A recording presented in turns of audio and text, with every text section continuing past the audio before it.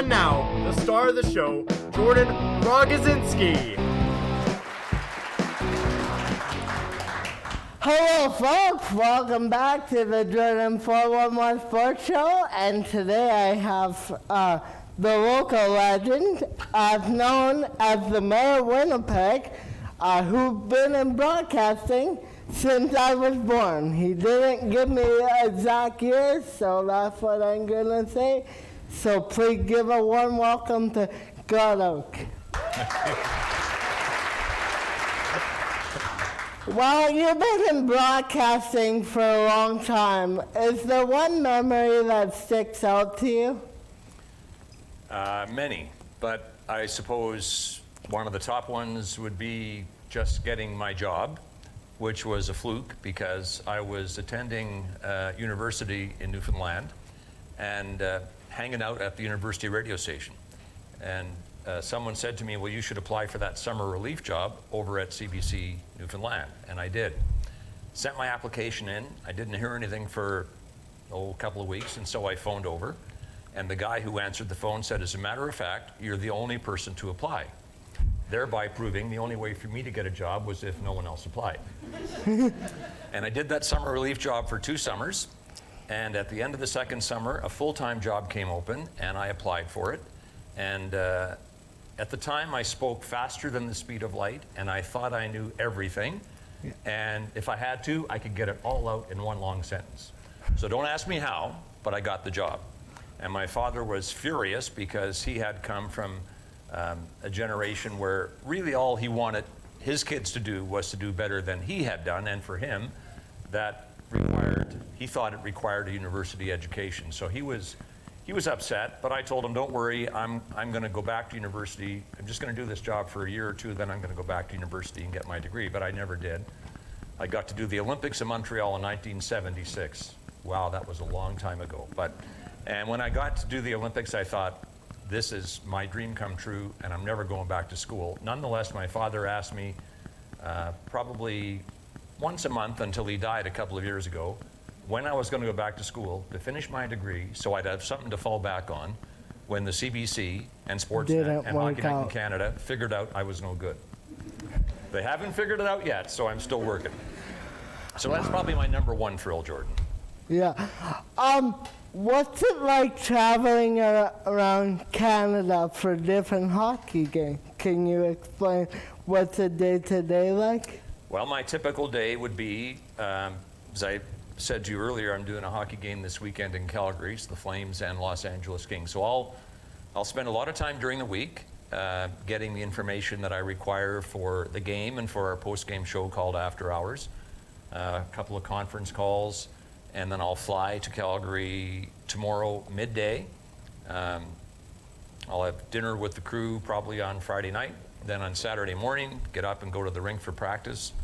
That usually has us there from 10 to 12:30 or so. Go back to the hotel, get organized for a couple of hours to get yourself ready for the game. Go back to the rink about 4 o'clock, and the game doesn't start. Well, in Calgary, it won't start till 7 or 8, probably 8 o'clock. Yeah. Game is over at 11. We do our post-game show to 11:30. Back to the hotel. Maybe have a refreshment or two with the crew, and then get up in the morning and go home. And that's a typical week for me. Do you have a certain restaurant that you like in every city, or how do you decide what to eat? Do you guys flip a coin or what? Well, pardon me, someone on the crew, Jordan, will pick a restaurant, and we'll generally go there.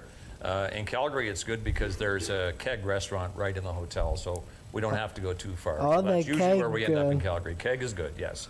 We're doing an ad now for the keg restaurants.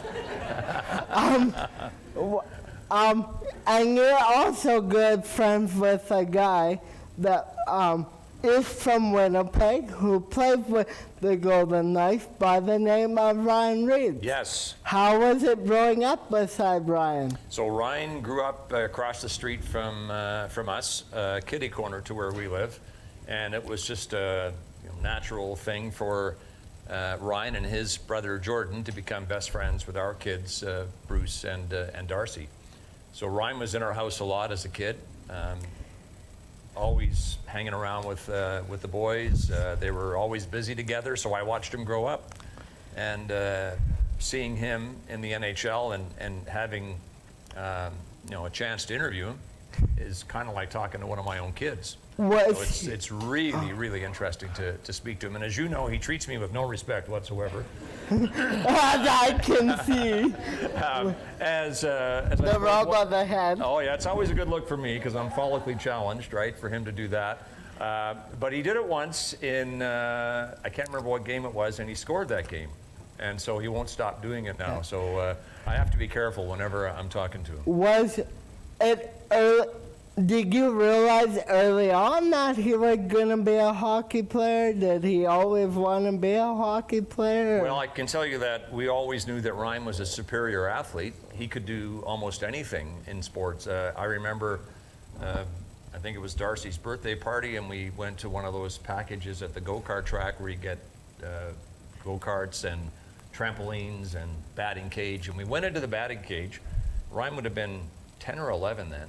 And he turned the kids were all, taking swings at the ball, but low speeds, 40 miles an hour or whatever. Ryan turned it up to 95, and he could hit it. And he was about 10 or 11 then, and I thought, wow, he's got superior hand-eye coordination, and he could have played football, because of course his father is Willard Reeves, one of the greatest running backs in the history of the CFL. And Ryan did play football for a while. And he hurt his knee, and he decided to turn his attention to hockey. He played for the Brandon Wheat Kings, and he's made it all the way to the NHL. Speaking of your son, Darcy, he is what known as a illusionist. Yes. Can you explain what that is for people that don't know? Well, an illusionist is a fancy name for magician. Yeah. And, I can't say that word, so that's why I said illusionist. Well, you got illusionist down pat, Jordan, that's for sure. Darcy was like Ryan. He was a pretty good athlete. He had great balance, and he was a member of the provincial diving team for a while, and he was identified as one of the, I guess, prospects who could have gone further. He liked diving until the coaching got serious and the yelling started. Then he didn't like it, so he gave it up. And the yelling started, and so Darcy decided that he wanted to do something else. So he joined the juggling club at school, and that turned into a bit of magic. He always tells the story about how one day his mother and I were sitting at the kitchen table, and I had a deck of cards, and I said to him, "Here, pick a card, any card." And he did, and I put it back in the deck, and I said, "Now I'm going to pick your card." And I don't know any magic, so this was completely and totally a fluke, because I had a 1 in 52 chance of picking his card, but I did. And he couldn't figure it out. He was stunned. How did you do it? How did you do it? And I wouldn't tell him for a while. And when I finally did tell him, he had about 10 card tricks down pat. And so that's how it started for him. He went into a couple of magic contests, and he decided that he wanted to be a magician, for life. It was going to be his career. And we were always worried that it would never work out because, let's face it, your kid says, "I'm going to be a magician." Most parents would go, yeah, right, that phase will pass soon, but what are you really going to do? And there never was a plan B, and fortunately he's made it in a big way. So he's toured Canada, he's toured Europe, or he's toured England, and he's getting ready for another tour of the UK in the new year, and he's living in London now for a while, so he's done really well. Did he not appear on Britain's Got Talent before? Yes, he did. Yeah, he's been on Britain's Got Talent twice. He did a guest shot on America's Got Talent. Okay. Britain's Got Talent was kind of the breakout part of his career, because he'd been in a show in Paris at the time, and they asked him to go on the show because they were looking for good young talent, and he didn't really want to do it because he thought, magicians don't do well on those Got Talent shows, and what if I get buzzed off? And then he decided, well, if I get buzzed off on Britain's Got Talent, no one in Canada is going to see it, so I'll do it anyway. And he did it, and it exploded. He did his Dove act on Britain's Got Talent. Yeah. It's, I think, at I haven't checked in a long I time. watched it. I think It I think- blew up. Yeah, it it blew up big. I think it's got well over 100 million views on YouTube. So Was Simon Cowell one of the judges back then? yes, he was. Simon Cowell was one of the judges, and he said Darcy was going to be a superstar or something to that effect. And He that was also helped right. Darcy, yeah. What's it like interviewing these hockey players when they're like big athletes? Like when you first started, was it a culture shock to you? Like interviewing, let's say, a Dustin Bufflin? No, because when Dustin Bufflin made it into the NHL, I'd already been doing the job Or- for about 30 years. So, Or who's older? well, would you mean someone like Wayne Gretzky? Oh, yeah, we'll go that. Yeah. We'll do that. No, it wasn't a shock because I'd watched him play and I knew him to be a truly nice person, which he is.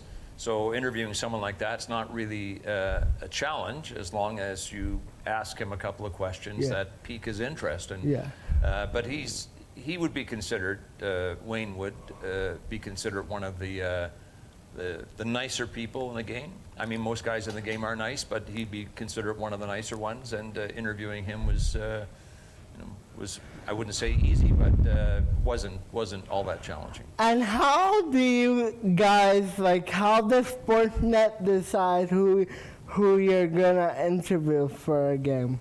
Or Well, do you decide that, or? I have some input, but we'll decide based on who, for example, if it's the end of period or what we call walk-off interview, we'd want to talk to someone who's had some impact on the game, whether it's by scoring a goal or setting up a play or something. So we'll discuss during the period who we'll talk to. Then we tell the public relations person for the team who we want. He brings that player up, and we do a quick interview. But if it's after hours, which is our longer form interview, like the one you're doing with me here now, we discuss that earlier in the week and pick a guest that we think has a story to tell that will be interesting to people at home, and then we find the video and whatever else to accompany the interview to make it interesting. Who's the most famous person you got in your phone? I'm just curious. Let me see. Wayne Gretzky. Wayne Gretzky, yeah. That would top it He'd be for one. me. Well, I have Kevin Cheveldayoff, Paul Maurice. And do you just text like these guys? Well, I would never phone someone just to say hello. or No, whatever, but- because that but- to have their number, you have to, if they gave me their number, they expect I'm going to use it appropriately. So I text Cheveldayoff every so often, or I call him if I need some information. And same with Wayne Gretzky. I've had occasion to speak with him a couple of times, and he's such a nice guy that I'll leave a message and he calls right back. So, but he does that for everybody, not just for me. So, Cool. How is it being a local broadcaster in 2011? The Jet came back, and how was that for you? well, personally, for me, it was great because it meant that I would be doing some games at home and I'd have more contact with the NHL in my own city because we were without the NHL for 15 years. And I always thought during that time that, Winnipeg was an NHL city, could have a team if an opportunity came up, and it did with the Atlanta Thrashers. And to hear that day, because I was in Vancouver working on the Stanley Cup playoffs, the Boston-Vancouver Stanley Cup final. So I wasn't here for remember the that announcement. final, but not for the Stanley Cup. The riot? Although that was awful. But anyway, just to finish the story, so I remember being in my hotel room watching the press conference, and I was thrilled because from a selfish point of view, it meant that it was going to be easier for me to have contact with the NHL, get information. And but from the much bigger point of view for the city, I thought it would be great, and it has been in many, many ways. When did you kind of have that gut feeling that it was gonna or possibly gonna happen? Did you ever have that? Well, for a long time I didn't, because there was a lot of talk when we were without an NHL team, that Pittsburgh was going to move here, and there were some crazy notions out there. Yeah. Sid the Kid? Yeah. Could you imagine? Yeah, Mario Lemieux and Sid the Kid were going to pack up Pittsburgh and move here, but there were nonsensical rumors like that out there, and I thought that was unfair to Winnipeggers because it was tearing at their heartstrings. I remember when the Jets left in 1995, what it was like. Kids were emptying their piggy banks, and there were rallies at the Forks to save the team, and the team couldn't be saved, and it was heart-wrenching. So when you hear rumors like that didn't make any sense, I thought this is being unfair to Winnipeggers to tease them in that manner. So I think it became real probably about 6-7 months, well, probably the year before they came back, but in the months that followed, say 6 or 7 months before the team actually came here, we knew there was a good chance. And it happened. Now we're gonna get into the Bruce Oake Foundation. Yes, sure. You're opening, the Brown did breaking on August 23rd. We broke ground on August 22nd. You broke ground. Yeah. August 22nd would have been. Congratulations. Yeah, would have been Bruce's birthday. Is Bruce's birthday, and that was a wonderful day for us because we've been planning this and raising money for it and fighting hard to get the piece of property that we now have for a couple of years, and construction has started, and the Bruce Oake Recovery Center will become a reality sooner than later now. It'll be a 50-bed.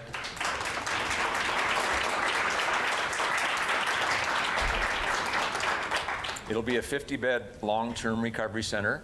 And the two cornerstones of it will be that you can stay for as long as it takes to get it right, to achieve sobriety, to maintain your sobriety. It could be 6 months, it could be a year, it could be 2 years. And the second cornerstone is that people who can't afford to pay will not be turned away. So that this will mean recovery that at no helps. cost. Well, it does help. It's a game changer in the world of addiction recovery because most people who are seeking recovery don't have $500 a day or $1,000 a day to go to a private facility. Yeah. And the waiting list at AFM, they're doing the best job they can, but they're overburdened. Can preclude recovery because the waiting list can be 6 months to a year sometimes. So we're going to fix that as best we can with the Bruce Oake. How many centers is there in Winnipeg? There are, AFM is the umbrella group for addiction recovery in Winnipeg and in Manitoba. That's the Addictions Foundation in Manitoba. So there are a lot of AFM outlets, or a number of AFM outlets, and there are some private facilities. So. And there are a few not-for-profit facilities. And that's one of the things that pleases us most about the Bruce Oake Recovery Center is it's not-for-profit. No one's making a penny off of this. The only people who will profit are those who go there to get their lives back in order and to get sober. Do you want to go into Bruce's story? Or Sure, I can tell you Bruce's story. No problem. And I guess one of the reasons that Ann and I and Darcy tell Bruce's story is that because we have no shame in what happened to Bruce. Can I just interrupt you? Sure. It is Mental Health Day at our school, so that's why I bring this up, just to let you know. Absolutely, and so that there's some synergy there because there is a mental health component to addiction. Yeah. Right. Getting to the root cause of addiction is a challenge, but that involves a lot of discussion about mental health as well. So I appreciate the fact that you brought that up, Jordan. So Bruce was our firstborn. He was a precocious child. He didn't speak in complete sentences until he was about 3, and after that we couldn't get him to shut up. He had a lot to say. He had a loud, booming voice. He was an adorable boy. I'll cut a couple of stories about Bruce. When he was 4, thereabouts, we were maybe 3 and a half, we were in front of the house playing street hockey, and like any dad, I was telling him, this is how you hold the stick, this is how you shoot, this is how you stick handle, and pretty soon he'd had it with my directions, and he looked up at me and he said, you know, Dad, if you know so much about it, you should be playing it, not just talking about it. So he knew already that his father was a gas bag. Bruce had a professional gas bag. Bruce had a lot of courage. He made the varsity basketball team. Wasn't the most talented basketball player, but he made it on guts, and he was also a pretty good boxer. And he took up boxing because he had seen me call boxing at a couple of Olympic Games. It was the sport that I covered in Atlanta and Australia, the Olympics. So, but he made the classic mistake of thinking that because I could talk about it, I could do it. And I remember he was training for the Canada Games, and I went to most of his training sessions, and in every one of them he'd say, "Come on, Dad, get into the ring." So he wanted to see what I had, right? He wanted to see if the old man could actually box. And I knew this was a loser's game. Why would I do that? I had nothing to gain from it. So I turned down every invitation until one fateful day at the Crescentwood Boxing Club. He was the last one there. He was going to turn the lights out. So it was just Darcy and I went to pick him up, and Bruce was finishing up his work on the heavy bag. And he said, "Come on, Dad, get into the ring." And don't ask me why I did it, but I did. I gloved up, and within 30 seconds, I was bent over against the corner turnbuckle, hoping that I'd be peeing blood for only 2 weeks. And he walked away from me like this. He went, like I had nothing. Oh, and on the way home, the deepest cut of all, he said, "You know, Dad, if a criminal broke into our house, I'd have to save us. You couldn't do it." And I don't know how I talked my way out of that one, but anyway, you know, I think a lot of young men in their mid to late teens might think, you know, have that thought in their head that I could take my father. I know I could, but in a loving, caring home like ours, why would Bruce have any reason to find out? But sadly, he had his answer at about the age of 15. The path he followed was the same path followed by many an addict. Typical path. It was weed in high school, which didn't separate him from a lot of kids. But he had been diagnosed with ADHD, attention deficit disorder, hyperactivity disorder. And that made him ripe for challenges. So I guess there was ecstasy at weekend parties, crystal meth after that, and from those substances, it wasn't a giant leap into the opioids, and the drug that eventually claimed Bruce's life, which was heroin. We never lost contact with Bruce. We were always on him every day to get your life in order, get some order in your life, get a job, etc. But the sad truth was that for the last 4 years of his life, he was on that cycle that a lot of addicts have been on, which was active addiction, recovery, relapse. Active addiction, recovery, and relapse. And that cycle saw him have 3 stints in recovery centers and 8 or 9 in detox. And the cycle ended, sadly, one day in March when we got the call that he had died of a heroin overdose in Calgary. Very sad. As you can imagine, it's the call that no parent should ever get. Did the best we could, went to Calgary to get him.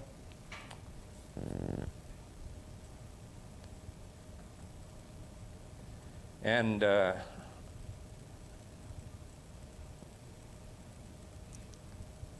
excuse me, because I never know when I tell Bruce this story where it's going to get me. I get it. So on the plane, on the way to get him, Ann and I and Darcy were resolute, convinced in our belief that there was no shame in how Bruce had died. And so the first line of his obituary reads, "Tragically, Bruce Oake lost his battle with addiction at the tender age of 25. And that really, because we weren't going to hide behind what had claimed his life, we wanted everyone to know that he had a disease and it claimed his life. And that first line, I guess, was the start of the project that is the Bruce Oake Recovery Center. We started a foundation. Took us a while to get traction, to get figured out where we were going to go and how to get there. But we did. And the Recovery Center that'll be Bruce's legacy. We're proud of it.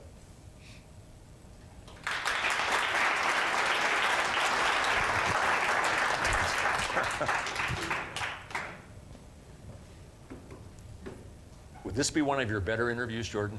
Yeah, hope this so. would top it. Yeah. No, you know, when I tell Bruce's story, as I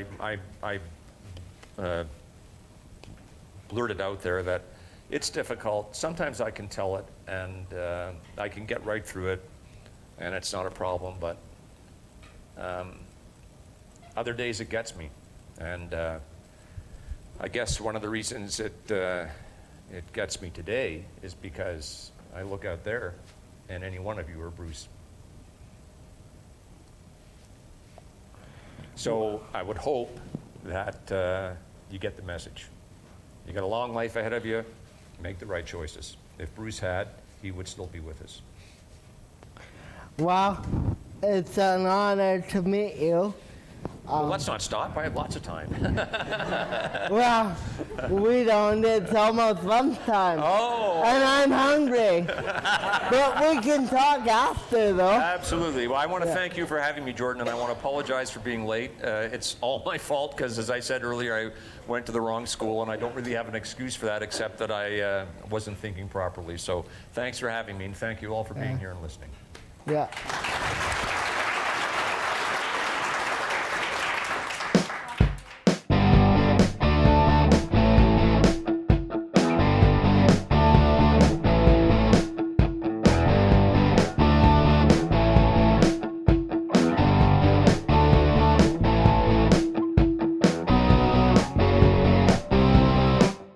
Please like and subscribe to Jordan's YouTube channel and follow him on Twitter.